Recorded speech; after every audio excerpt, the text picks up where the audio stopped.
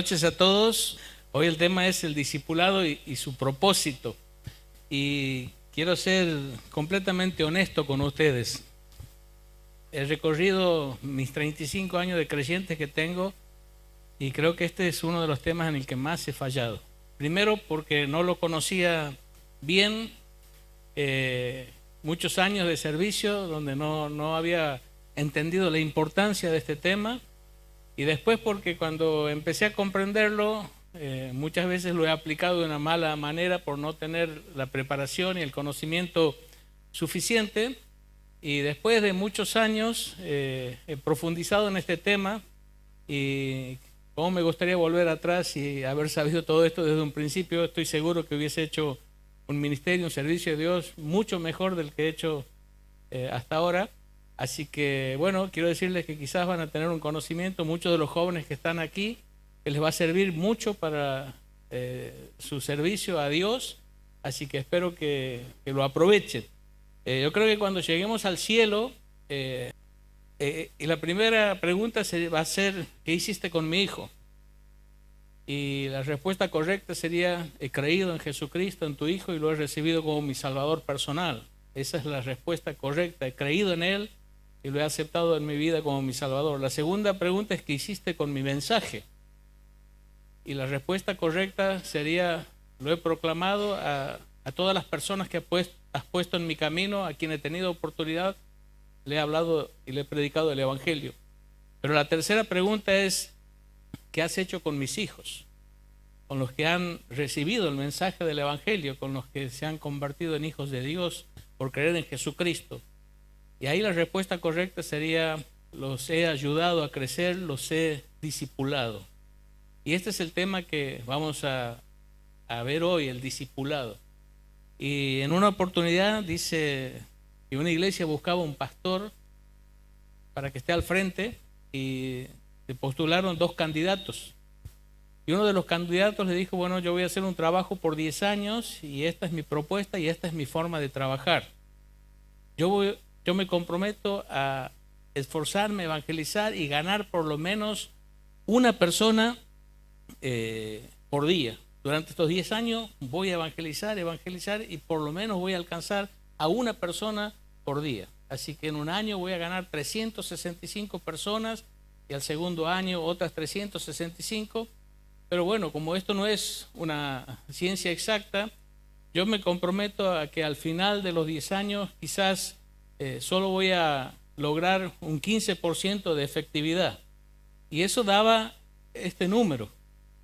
O sea, 10 años a un 15% de efectividad, aproximadamente unas 500 personas. Y uno parece poco, pero esta iglesia ya tiene, ¿cuánto? 15 años, ¿no?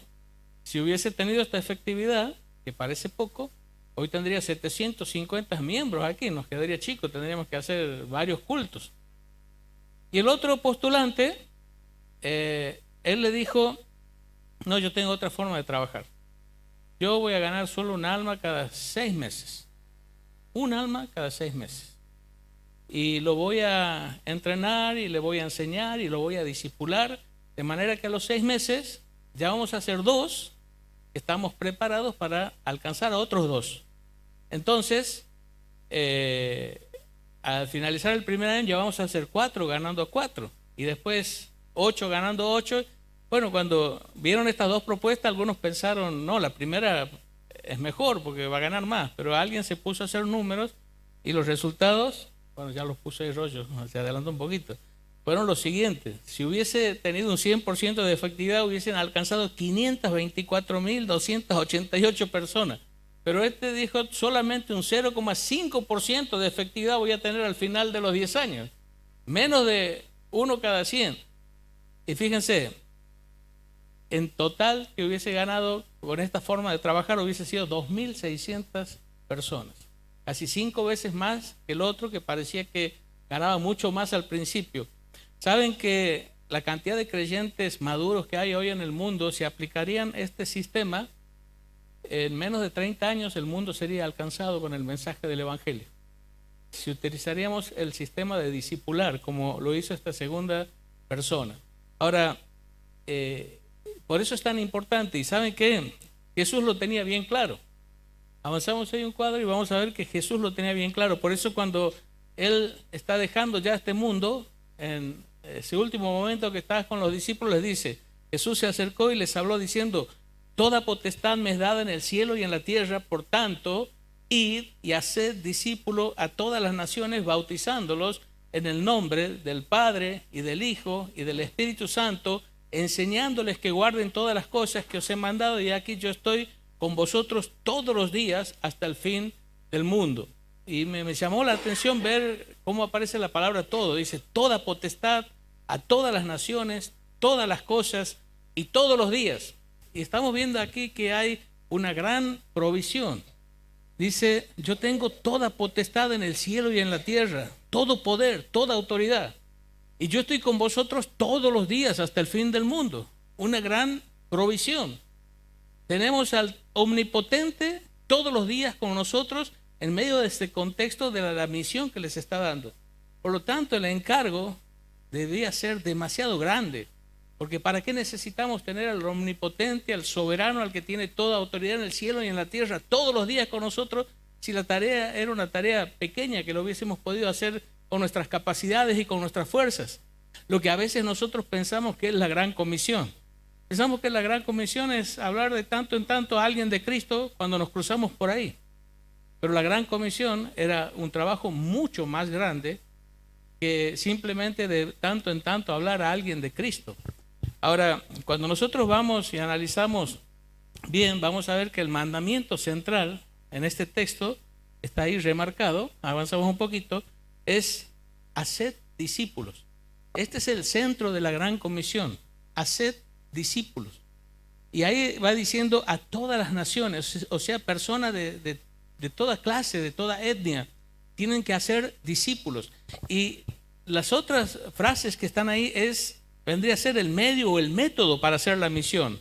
Id, o mientras van yendo, bautizándolos y enseñándoles que guarden todas las cosas. Esto no son los mandamientos, esto es la forma en que se iba a cumplir el mandamiento central de esta gran comisión. La gran comisión era hacer discípulos. ¿Y cómo iban a ser discípulos? Mientras van. Esto tiene que ver con que mientras vamos, mientras vivimos en nuestro trabajo, en nuestra escuela, en nuestro vecindario, con nuestra familia, tenemos que compartir el mensaje del Evangelio. Tenemos que predicar el Evangelio. En cada oportunidad que se nos presente tenemos que hablar de Cristo. No es una vez cada tanto, no es una actividad de la iglesia al año, no, siempre. Debe ser un estilo de vida el compartir el mensaje de salvación con aquellas personas que Dios pone cerca nuestro. Pero una vez que esas personas aceptan a Cristo, se convierten, se salvan, dice que tenemos que bautizarlos. ¿Qué significa? Acompañarlos, ayudarlos para que se integren a la iglesia.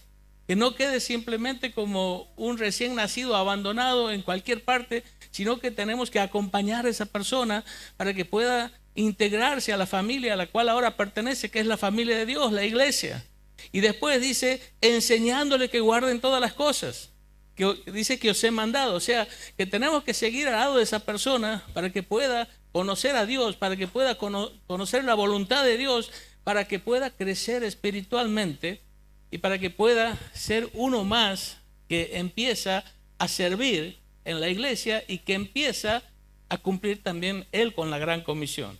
El trabajo es grande y era difícil, porque no era hablarle a 2 o 3, había que llegar hasta el fin del mundo, ir y predicar el Evangelio a toda criatura. Por eso es que en medio de este mandamiento, que es mucho más grande que lo que nosotros a veces imaginamos, está esta provisión. Yo que tengo toda autoridad en el cielo y en la tierra, estoy con vosotros todos los días hasta el fin del mundo. O sea que cada vez que estamos evangelizando, cada vez que estamos acompañando a una persona para que se haga miembro de la iglesia, cada vez que estamos acompañando a una persona para ayudarla a crecer espiritualmente y a madurar en las cosas del Señor, contamos con la presencia de Dios ayudándonos a tener éxito en esta tarea.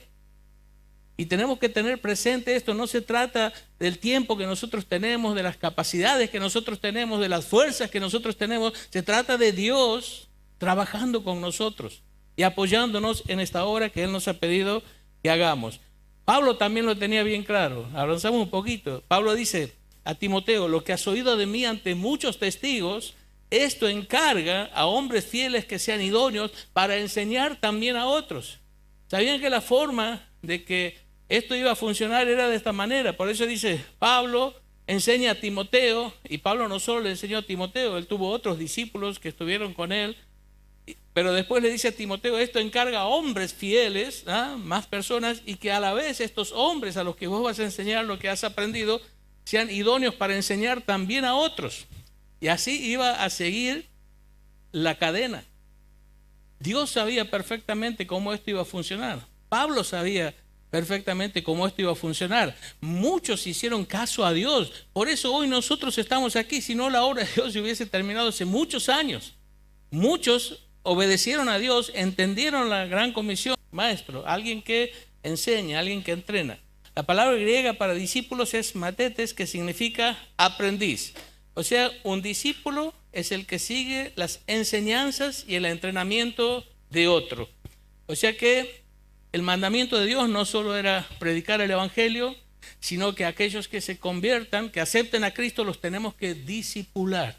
O sea que tenemos que enseñarle todo lo que hemos aprendido nosotros para que ellos puedan crecer también espiritualmente. Avanzamos un cuadro. El discípulo entabla una relación con una persona de mayor conocimiento o madurez para crecer en el conocimiento y discernimiento práctico y teórico. La meta del matete o del alumno es ser como su maestro. Esto es importante entender. Cuando nosotros discipulamos, vamos a estar transfiriendo nuestra vida a otra persona. La otra persona tiene que aspirar a ser como nosotros, y vamos a ver que esto es muy importante porque tenemos que mirarnos a nosotros mismos si estamos en condiciones de discipular y si estamos en condiciones de que otros nos imiten.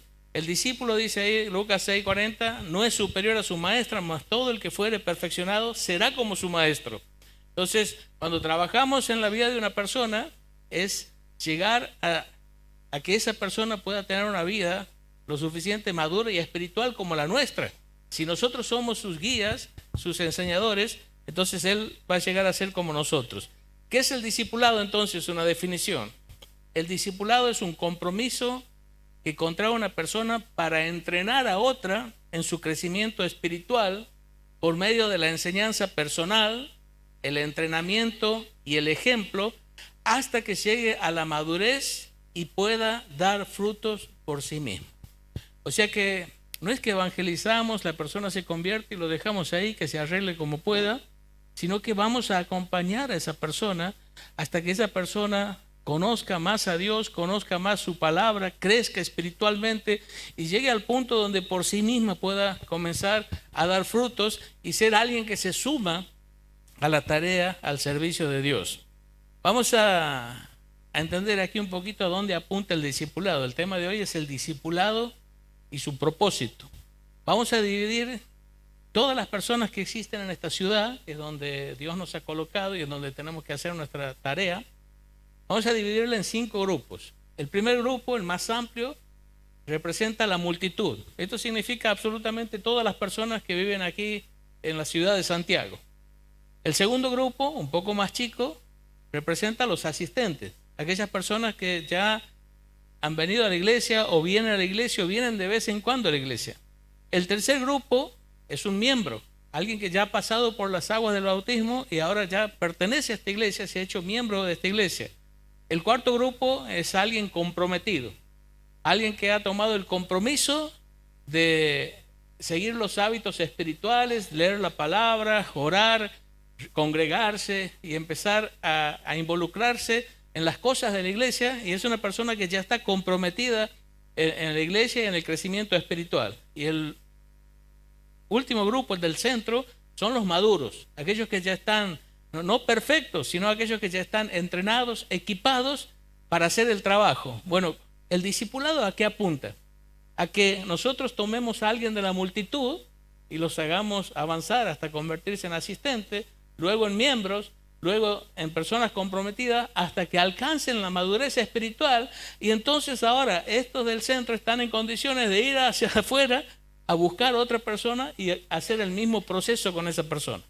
Entonces empieza uno solo, busca a alguien de la multitud, le predica el evangelio, lo invita a participar en la iglesia, luego lo acompaña hasta que puede ser parte de la iglesia, empieza a discipularlo, a enseñarlo, a estar con él hasta que empieza a incorporar hábitos espirituales y a empezar a crecer y a madurar espiritualmente hasta que al final él está equipado y ahora ya somos dos que vamos otra vez afuera a hacer el mismo trabajo con otras personas. Entonces la iglesia no solo va creciendo en cantidad, sino que va creciendo en espiritualidad. Es una iglesia que crece el número de siervos, que crece el número de personas que están realmente comprometidas con Dios y con su palabra. Avanzamos un cuadro y una definición sencilla de discipulado. Vamos a dar ya viendo todo esto. Quiero que quede claro esto, por eso vamos a presentar varias definiciones. Dice, es la transferencia de la vida de Jesús a otra persona. O sea, recuerden que el propósito de Dios para cada creyente es que lleguemos a ser como Cristo, que avancemos hasta llegar a la plenitud, hasta la estatura de la plenitud de Cristo, o sea, que nos parezcamos lo más posible a Cristo. Esto es madurez espiritual, produciendo compromiso, obediencia y la transformación necesaria para que esa persona pueda incorporar en forma natural la vida del Señor en su andar, obrar y pensar diario. Entonces aquí viene algo que es muy importante. Avanzamos un cuadro y el buen discipulador es aquel que puede decir lo que dijo el apóstol Pablo. Recuerden, nosotros vamos a estar transfiriendo la vida de Jesús a otros, pero para poder transferir la vida de Jesús a otros, esa vida tiene que estar siendo vivida por nosotros mismos. Nosotros vamos a reproducir lo que somos en otros, pero nosotros no estamos haciendo discípulos y seguidores de nosotros, estamos haciendo discípulos y seguidores de Cristo. Entonces, por carácter transitivo, lo que tenemos que hacer es que el que me sigue a mí, en definitiva, está siguiendo a Cristo. Para eso yo tengo que ser un seguidor de Cristo. Yo tengo que vivir amando a mi Señor, sirviendo a mi Señor, obedeciendo a mi Señor. Cristo tiene que estar siendo formado en mí. Entonces, al yo reproducir lo que soy en otro, lo que estoy logrando es que Él sea alguien cada vez más como Cristo. Por eso Pablo decía así, sed imitadores de mí, así como yo de Cristo. Y no es que Pablo estaba lleno de orgullo y se creía más de lo que era, no, era alguien que amaba a Cristo, que servía a Cristo y que lo había dado absolutamente todo por Cristo. Lo decía, aparte estaba escribiendo inspirado por el Espíritu Santo, o sea, simplemente porque él era un seguidor genuino de Cristo. Y nosotros también podemos serlo, podemos serlo y debemos serlo. Y si queremos ser un buen discipulador, tenemos que ser seguidores de Cristo. Filipenses, Pablo dice, hermanos, sed imitadores de mí y mirad a los que así se conducen según el ejemplo que tenéis en nosotros. En Filipenses 4:9 dice, lo que aprendiste, recibiste, oíste y viste en mí, esto haced, y el Dios de paz estará con vosotros. O sea, que Pablo era un gran discipulador porque él era un imitador de Cristo. Él estaba consagrado completamente a Dios y él sabía que aquellos que le imitaban, aquellos que hacían lo que él hacía, lo que en definitiva iban a estar haciendo era convirtiéndose en discípulos y seguidores de Cristo como lo era él. Un buen discipulador tiene que ser un discípulo de Cristo. Vamos a leer ahí un pasaje que dice, grandes multitudes iban con él y volviéndose le dijo, si alguno viene a mí no aborrece a su padre y madre, mujer, hijos, hermanos y hermanas y aún también su propia vida, no puede ser mi discípulo. Y el que no lleva, he salteado un poquito, el que no lleva su cruz y viene en pos de mí no puede ser mi discípulo. Así que pues cualquiera de vosotros que no renuncia a todo lo que posee no puede ser mi discípulo. Esto es cuando el Señor está hablando y pone allí como ejemplo, ¿quién que quiere construir una torre no se sienta primero y ve cuánto necesita para construirla? O sea que empiece, queda a la mitad y después todos se burlan de él. O quien que va a la batalla no ve si tiene 10,000 soldados y el que viene enfrente tiene 20,000, no va y busca condiciones de paz. Hay dos formas de ver este pasaje. Una, la forma en que la ven el 99% de los teólogos y de los expositores que he escuchado. Y hay una forma diferente, y que es la que me parece a mí la mejor. Porque todos ven como que aquí lo que Jesús les está diciendo, vean el costo del discipulado, vean cuánto van a tener que pagar y analicen si realmente van a poder terminar, si vale la pena empezar esto. Bueno, este pasaje nos podría servir como una excusa de, no, la verdad que para mí esto es muy costoso, esto es muy grande, yo no puedo, bueno, yo no soy un discípulo de Cristo porque he hecho los cálculos y no puedo. Ahora hay otra forma de ver este pasaje. Aquí el constructor no somos nosotros, es Dios. Y el rey que va a la guerra no somos nosotros, es Dios. El que está construyendo la iglesia es Dios. Y el general, tenemos que ser esta clase de obreros y de soldados, que lo ha rendido absolutamente todo a Dios, que lo ha puesto a Él en el primer lugar por sobre todo lo demás. Fíjense otros pasajes. Dijo entonces Jesús a los judíos que habían creído en Él: si vosotros permanecéis en mi palabra, seréis verdaderamente mis discípulos. Para ser discípulos de Cristo tenemos que permanecer en su palabra, obedeciendo su palabra, guardando su palabra. En esto conocerán todos que sois mis discípulos si tuviereis amor los unos con los otros. Otro pasaje: en esto he glorificado a mi Padre, en que llevéis mucho fruto y seáis así mis discípulos. Tenemos que llevar fruto. Un discípulo de Cristo da fruto, trae almas a los pies de Cristo, acompaña a otros hacia la madurez espiritual. Dice el Marcos 8:34, y llamando a la gente, a sus discípulos, dijo: si alguno quiere venir en pos de mí, niéguese a sí mismo, tome su cruz y sígame. Por lo tanto, un discípulo de Cristo, avanzamos ahí un cuadrito más, pone a Jesús por sobre todo lo demás, sea lo que sea. Cristo está en primer lugar que otras personas y relaciones, que mis propios planes y realizaciones, que las posesiones y las riquezas, que el poder y el renombre o la fama, que las pasiones o la recreación. Cristo está primero en todo. Estoy rendido totalmente a Él y nada de las otras cosas me distrae de mi objetivo, que es obedecer a Dios, guardar su palabra, cumplir con su propósito y con su llamado. Voy un poquito rápido porque quiero cubrir más o menos lo que he preparado para que entendamos. Después se puede escuchar el mensaje más lento en YouTube si quieres, pero quiero que quede el concepto bien claro. Para ser un buen discipulador tengo que ser alguien realmente espiritual, alguien rendido a Cristo, alguien que obedece, porque voy a estar reproduciendo mi vida en el discípulo, y la idea es que lo que estoy reproduciendo en realidad es un discípulo de Cristo. Los pasos del discipulado, cuando yo decido obedecer a Dios y decido invertir mi vida en otro, bueno, este sería más o menos como entendían en aquel tiempo lo que era un discípulo. El maestro imparte enseñanza teórica, o sea, enseña la teoría. En segundo lugar, el maestro practica lo enseñado y el discípulo mira, observa cómo lo hace el maestro. En tercer lugar, el maestro y el discípulo hacen la tarea juntos. Ahora se involucra el discípulo y juntos hacen la tarea. En cuarto lugar, el discípulo hace la tarea y el maestro supervisa, aconseja, corrige, y al último el discípulo está equipado para hacerlo solo. La idea es que se pueda dar este proceso. Enseñamos, sí, la teoría, enseñamos, hacemos reuniones donde enseñamos qué enseña la Biblia de distintos temas, pero después el discipulador tiene que practicarlo para que el discípulo lo vea. Después practican juntos, después el discípulo lo hace, el maestro lo supervisa. Al último, el discípulo ya está listo para salir y hacer la tarea solo. Quiero decirle que cuando uno entabla una relación de discipulado, es una relación de por vida, no se termina nunca más. Además que la dependencia se va haciendo cada vez más distante. Después ya al último, el discipulador queda como un consejero, como alguien que en situaciones especiales acude allí el alumno o el discípulo para pedir consejo, pedir guía, pero ya no es esa relación tan cercana como al principio. Ya vamos a ver por qué pasa esto. Seguimos.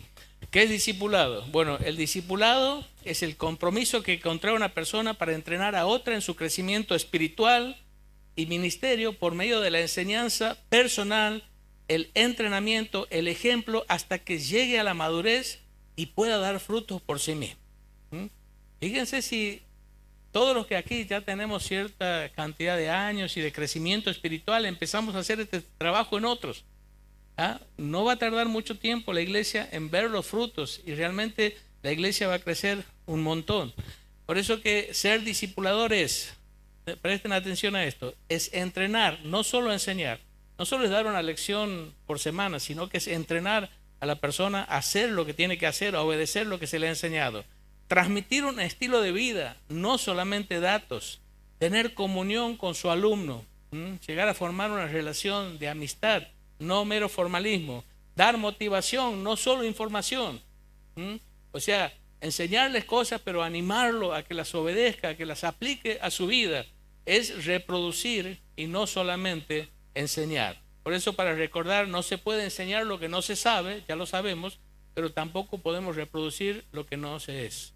O sea, si yo no soy un creyente maduro, espiritual, que amo a Dios, que obedezco a Dios, que sigo a Dios, no puedo pretender que pase eso con mi discípulo. Lo más alto que mi discípulo puede llegar es a lo que yo soy. Entonces tenemos que tener cuidado en cuanto a eso. Otra pregunta, ¿por qué discipular? Avancemos un cuadro. Primero, el discipulado es lógico, pues estamos frente a un bebé espiritual. Esta analogía del nacimiento espiritual, Dios no la puso porque sí, sino que es algo que se da casi lo mismo que pasa con un bebé físico. Uno no tiene un hijo, un bebé, y lo lleva a la casa después que sale del hospital, lo acuesta en la cama y le dice, bueno, ahí está la cocina, ahí está la heladera, aquí está la leche, y lo deja ahí que se arregle como pueda. Creo que nadie ha hecho eso. Bueno, a veces nosotros hacemos eso con los niños espirituales. Les predicamos, vienen a Cristo, creen en Jesús, se transforman en nuevas criaturas espirituales, pero los dejamos ahí, que se arreglen como puedan. Y a veces pasa que uno dice, bueno, a mí muchos no me han atendido cuando era un bebé espiritual, que se arregle también él solo, pero no es eso lo que Dios quiere, ni es lo que Dios manda. Tenemos que estar al lado de él, o sea, es lógico porque es un bebé espiritual y lo tenemos que acompañar. En segundo lugar, los humanos necesitamos de acompañamiento, supervisión y disciplina para alcanzar metas importantes. ¿Saben? Aun cuando uno escucha esas personas que han llegado muy lejos, ya sea en el deporte o en algunas ramas del arte, ustedes van a ver que siempre han tenido a alguien que cuando ellos han comenzado han estado allí para guiarlos, para enseñarlos, para motivarlos. Y lo mismo pasa en las cosas espirituales. Necesitamos para llegar lo más lejos posible que alguien nos esté acompañando en los primeros pasos y nos esté motivando para alcanzar metas importantes. El discipulado da significado y propósito a la vida. Estamos haciendo una inversión eterna. Muchas veces gastamos mucho tiempo, mucha fuerza, muchos de nuestros talentos en cosas que cuando nos vamos a morir van a quedar aquí en la tierra. Pero cuando nosotros invertimos en Dios, en su palabra y en las almas, estamos haciendo inversiones eternas que van a trascender nuestra muerte. Son tesoros en el cielo que no se van a perder jamás. No va a haber corralito que nos quite esos ahorros espirituales. No vamos a tener miedo de que se pierdan, porque ahí ni el ladrón roba, ni el orín corrompe. Esos son tesoros seguros, los que invertimos en lo eterno, en Dios, en su palabra y en las almas. Es la única estrategia que va a realizar el trabajo. El trabajo es de llegar a todo el mundo con el Evangelio. Si vamos uno a uno, no vamos a llegar nunca. Nos van a ganar siempre la cantidad de personas que nacen, van a ir siempre superando. Pero si hacemos el trabajo de esta manera, se va a poder cumplir el trabajo. Y por último, el discipulado es el corazón de la gran comisión, como ya hemos visto. Cuando estamos llegando al final, falta un poquito todavía. He puesto mi reloj aquí para no pasarme. Yo digo, pongo el reloj o al tercer bostezo cortamos, ¿ha visto? O ya van dos, así que bueno, o bostezo más y cortamos, o sigo viendo el reloj. Lo que logra un buen discipulado en el discípulo. Cuando yo hago un buen trabajo, ¿qué va a pasar en el discípulo? Vamos a ver en él una vida de constante oración, vamos a ver un estudio bíblico constante también, mayordomía bíblica, administrar bien su dinero, su tiempo, su cuerpo, sus dones. Vamos a ver obediencia absoluta a Dios, una entrega a Dios. Vamos a ver que empieza a ganar a otros, a testificar, empieza a servir en la iglesia, tiene comunión con los demás y también lo entrenamos para que empiece a hacer ese trabajo con otros de discipular. Pasos para comenzar un discipulado espiritual. Quiero decirle algo, cuando termine este mensaje, todos vamos a llevar una tarea para hacer. O buscar un discípulo, o algunos van a decir, no, pero yo todavía no tengo. Bueno, tienes que buscar un discipulador. Una de dos. O ya estás en condiciones de discipular o estás necesitando que alguien te ayude para alcanzar ese nivel de madurez para que te puedas convertir en un discipulador. Así que de aquí a un mes nos vamos a preguntar unos a otros, ¿estás discipulando o estás siendo discipulado? Si dice nada, estás desobedeciendo a Dios. Tenemos que estar en una de las dos lugares, o siendo discipulados para alcanzar la madurez o discipulando a otros si es que ya estamos en condiciones de hacerlo. Pasos para comenzar un discipulado espiritual. Pida a Dios que le conceda un discípulo. Espiritualmente es importante que ore para que encuentre la persona correcta. Segundo lugar, pida a Dios sabiduría para escoger un discípulo que esté dispuesto a crecer espiritualmente y que pueda discipular a otros. Y esto es importante. Quiero decirle que aquí yo he fallado mal. Dice, lo que has oído de mí ante muchos testigos, esto encarga a hombres fieles, que sean idóneos para enseñar también a otros. Cuidado con a quién eliges. Hay personas que capaz van a querer y van a querer que les enseñe, pero vos vas a saber durante un tiempo que no son fieles, que no obedecen lo que les estás enseñando, que no hacen lo que dice la palabra de Dios y que están estancados y que no arranquen. Espera un tiempo. Si esa persona sigue mostrando esa infidelidad, esa falta de obediencia, esa falta de compromiso con las cosas de Dios, ora a Dios para que te dé otro discípulo. Yo a veces pensaba, no, pero Dios ve que en mi corazón yo quiero ayudarlo. No, Dios me ha dicho buscar hombres fieles. Y si vos ves que no quiere avanzar, no quiere arrancar, no quiere obedecer, busca otro. Quizás en el futuro cambie y tal vez puedas retomar el discipulado, pero mientras vos le hables, le enseñes, le muestres la palabra de Dios y él no quiere obedecerla, no quiere guardarla, no pierdas el tiempo, te vas a frustrar.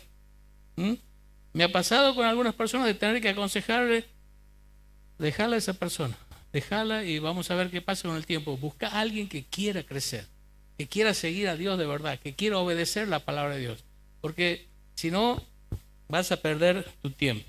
Pida al discípulo un compromiso de 12 semanas, sea definido.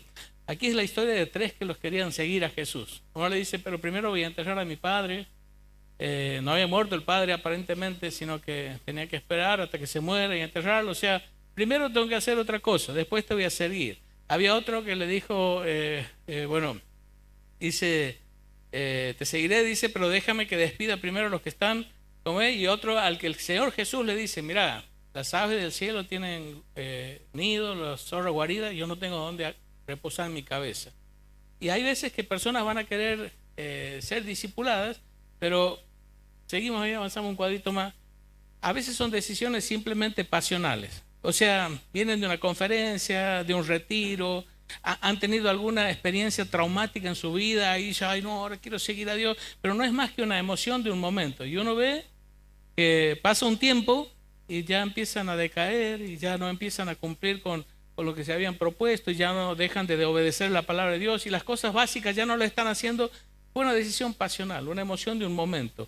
Bueno, hay que tener cuidado con estas personas porque tampoco vamos a llegar muy lejos. Otra es una decisión postergada. Sí, te voy a seguir, pero después.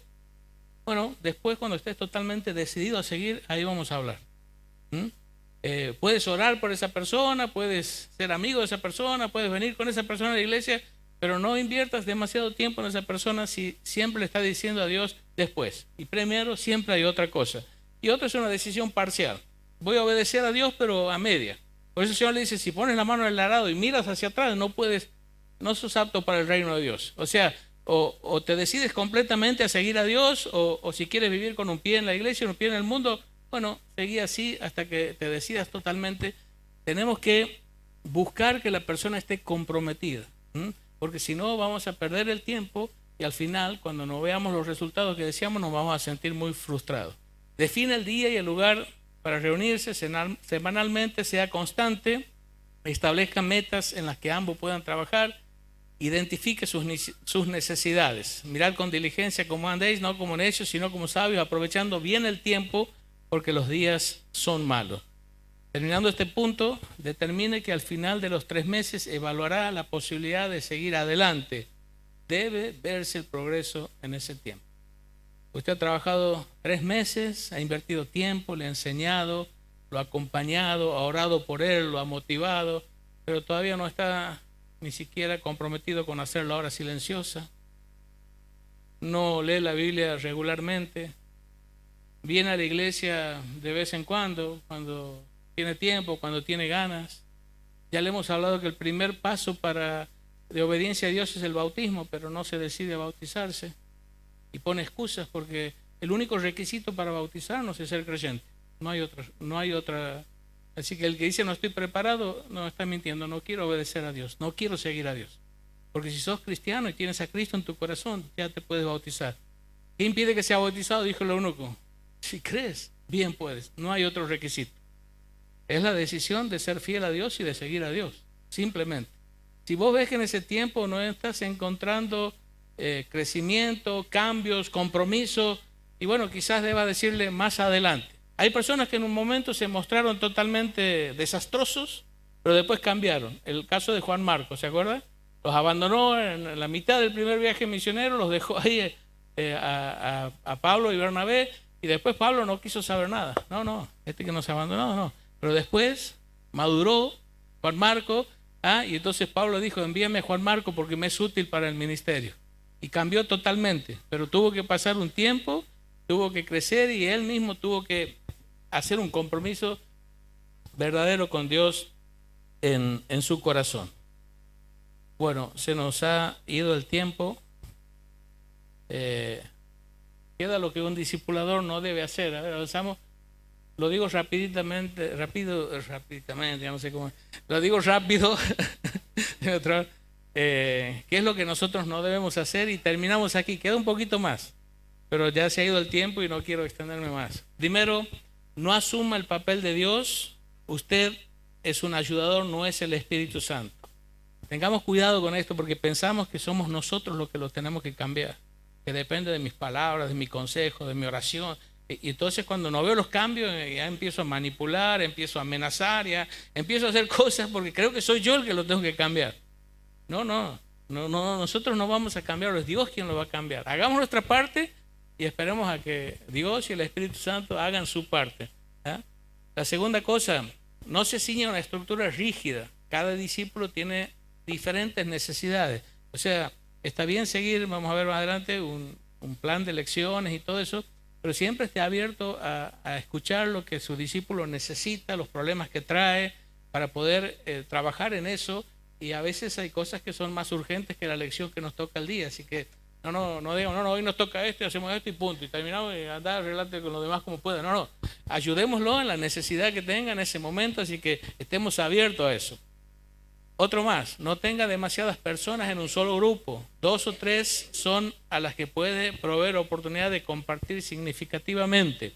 No estoy hablando de grupo pequeño, sino estoy de las personas que estamos discipulando.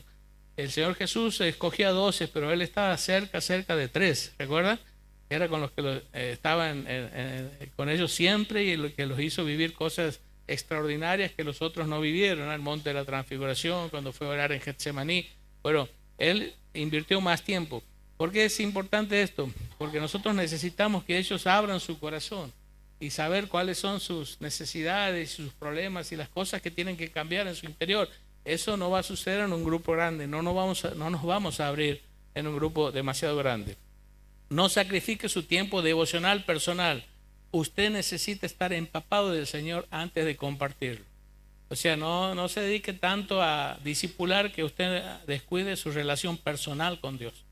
Es prioritario que tu relación con Dios esté bien firme, que cada día estés encontrándote con Dios y que estés bien lleno de Dios para poder dar a otros. No se haga emocionalmente dependiente de su discípulo. Establezca un límite de tiempo y luego cíñase a él.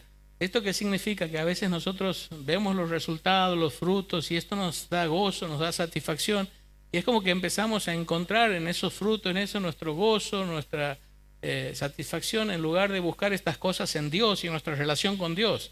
Y de repente si un discípulo cae, nos sentimos totalmente frustrados, abatidos, queremos largar todo, o a veces queremos solamente dedicarnos a eso y descuidamos otras cosas que también son importantes, porque eso es lo que realmente me llena y me hace sentir bien.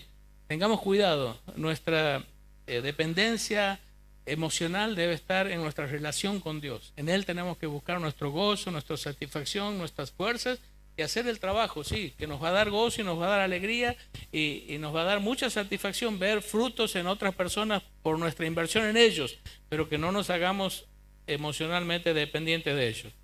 No piense que he hecho mal el trabajo, y no es así necesariamente. Muchas veces hemos dado lo mejor de nosotros, hemos hecho un buen trabajo, pero la persona ha decidido hacer lo que quería hacer y se ha alejado del Señor y bueno, Es una decisión de él, no es nuestra culpa. No olvide ser discipulador de sus propios hijos. Después de Dios, su familia debe ser su prioridad. Que gobierne bien su casa, dice Timoteo, que tenga a sus hijos en sujeción con toda honestidad. Recordemos, la prioridad es nuestra casa. Y por último, no improvise. Tenga un buen material que le sirva de guía. Es bueno, hay muchas lecciones de discipulado y no es que uno va a enseñarle o va a darle lo que le viene a la cabeza en el momento. Es bueno seguir un material bueno que siga los temas que son importantes, que el discípulo aprenda desde su niñez espiritual hasta su madurez. Bueno, vamos a dejar aquí nomás porque el tiempo se ha ido más de lo que pensaba.